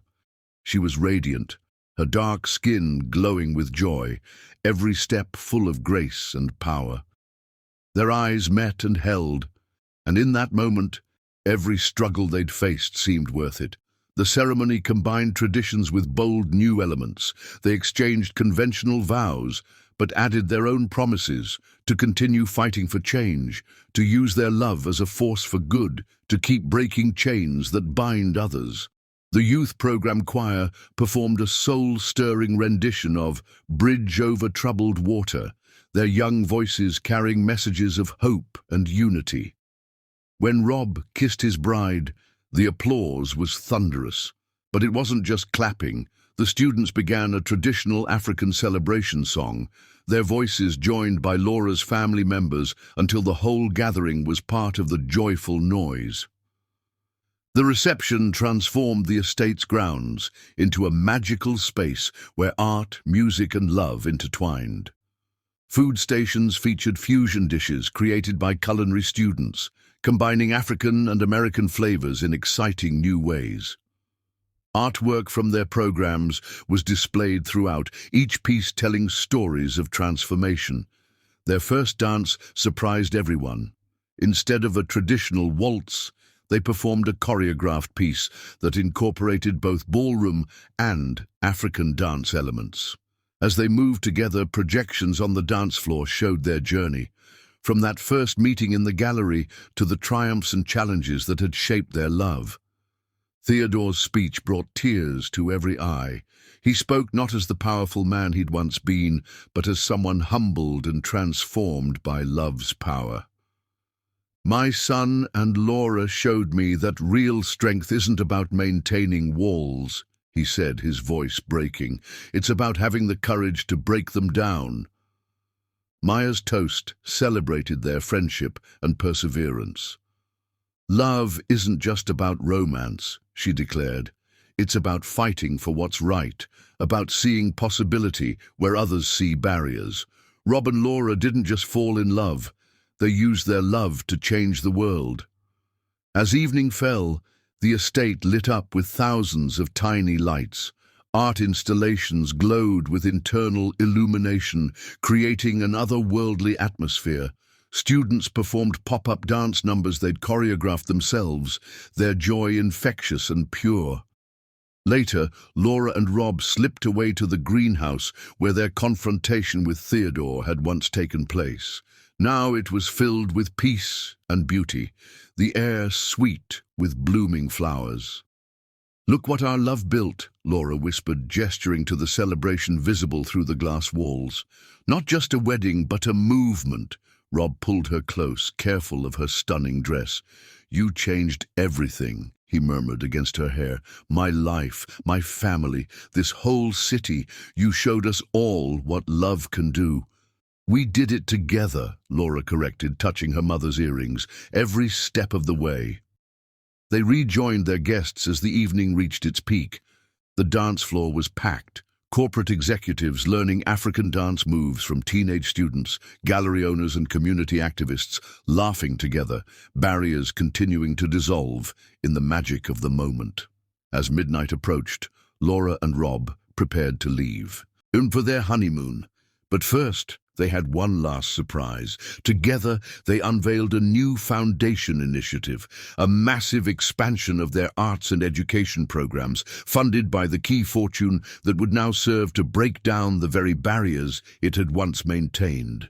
The crowd cheered as they made their exit through an arch of raised hands, hands of all colors, ages, and backgrounds, joined together in celebration of love's triumph.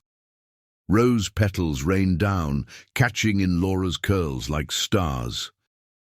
In the car, heading toward their future, Laura leaned against Rob's shoulder. "Ready for our next chapter?" she asked. "With you?" "I'm ready for anything," he replied, kissing her softly. Behind them, the celebration continued, a beacon of hope and change in the night. Their wedding hadn't just been a ceremony. It had been a declaration that love, when pure and fearless, could transform not just two hearts, but an entire world. The key estate, once a symbol of exclusion and privilege, had become a gateway to a new way of being. And as Laura and Rob drove toward their future, they carried with them the knowledge that their love story would continue to inspire others to break chains, cross boundaries, and believe in the power of transformation. Subscribe. If you loved,